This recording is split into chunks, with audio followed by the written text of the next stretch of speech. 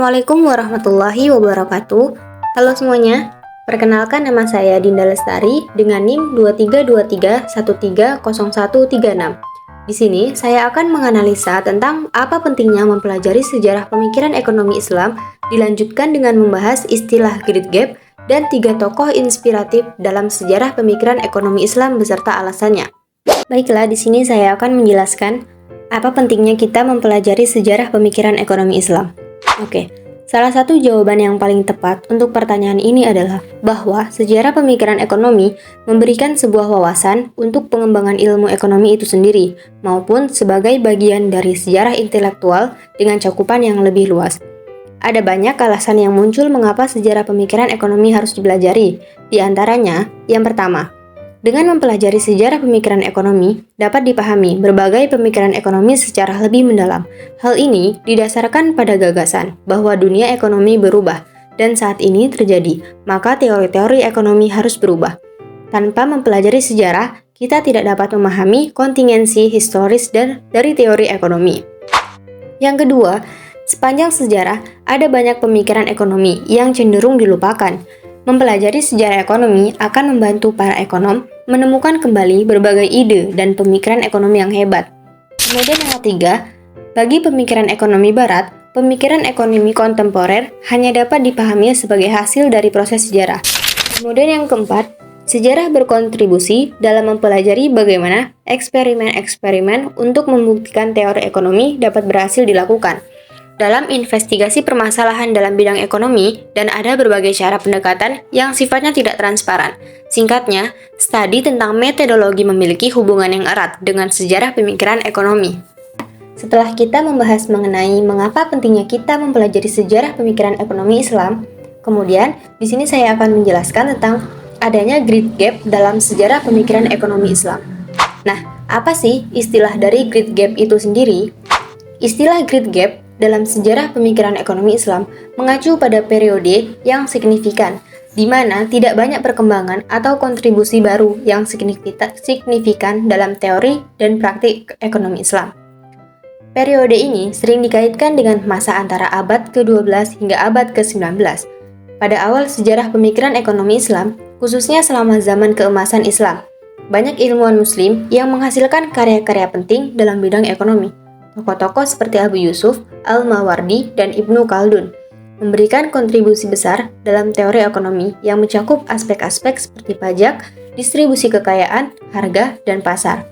Nah, jadi secara keseluruhan, Great Gap menggambarkan periode stagnasi dalam sejarah pemikiran ekonomi Islam sebelum adanya revitalisasi di era modern.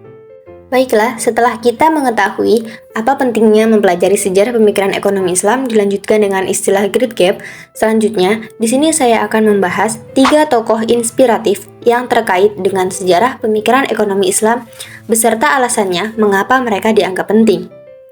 Yang pertama, ada Abu Yusuf.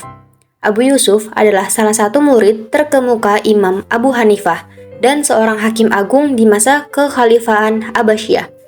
Bukunya yang terkenal yaitu Kitab Al-Kharaj, merupakan salah satu karya pertama yang secara sistematis membahas tentang ekonomi dalam perspektif Islam.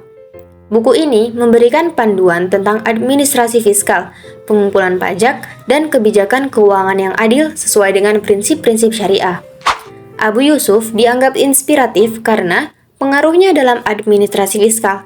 Ia memberikan panduan yang jelas tentang bagaimana pemerintah harus mengelola pendapatan negara dan membelanjakannya untuk kesejahteraan umum. Kemudian, keterlibatannya dalam pemerintahan. Sebagai hakim agung, nasihat-nasihatnya diterapkan dalam kebijakan ekonomi pemerintahan Abbasiyah, menunjukkan aplikasi praktis dari teori ekonominya. Kemudian tokoh yang kedua, Al-Ghazali. Al-Ghazali adalah seorang filsuf, teolog, dan ekonom muslim yang terkenal. Karyanya yang berjudul Ihya Ulum al-Din membahas berbagai aspek kehidupan muslim, termasuk ekonomi.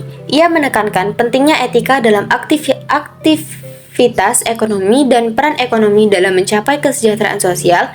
Alasan mengapa Al-Ghazali dianggap inspiratif, yang pertama, penyatuan etika dan ekonomi. Al-Ghazali menekankan bahwa aktivitas ekonomi harus didasarkan pada nilai-nilai moral dan etika Islam, seperti keadilan, kejujuran, dan tanggung jawab sosial. Kemudian, pandangan holistik. Ia melihat ekonomi sebagai bagian integral dari kehidupan religius, di mana aktivitas ekonomi harus berkontribusi pada kebahagiaan dan kesejahteraan umat manusia secara keseluruhan. Kemudian, tokoh yang ketiga, Ibnu Khaldun. Ibnu Khaldun adalah seorang sejarawan, sosiolog, dan ekonom yang terkenal dengan karyanya Muqaddimah. Ia sering dianggap sebagai bapak ilmu ekonomi dan sosiologi. Ibnu Khaldun memperkenalkan banyak konsep ekonomi modern, seperti siklus ekonomi, peran negara dalam ekonomi, dan teori tentang pasar dan harga. Beberapa alasan mengapa Ibnu Khaldun inspiratif. Yang pertama, teori siklus ekonomi. Ibnu Khaldun mengidentifikasi siklus ekonomi yang melibatkan kemakmuran, kejatuhan, dan kebangkitan kembali, yang merupakan dasar dari pemikiran ekonomi modern. Kemudian, pendekatan ilmiah. Ia menggunakan pendekatan empiris dalam analisis ekonomi, berusaha memahami faktor-faktor sosial, politik, dan ekonomi yang mempengaruhi perkembangan peradaban. Kemudian, pemikiran tentang kebijakan ekonomi. Ibnu Khaldun membahas pentingnya keseimbangan antara intervensi pemerintah dan kebebasan pasar, serta dampak kebijakan pajak terhadap produktivitas ekonomi. Baiklah teman-teman semuanya, itu tadi pembahasan yang dapat saya sampaikan. Semoga dapat bermanfaat bagi kita semua. Saya akhiri, wassalamualaikum warahmatullahi wabarakatuh.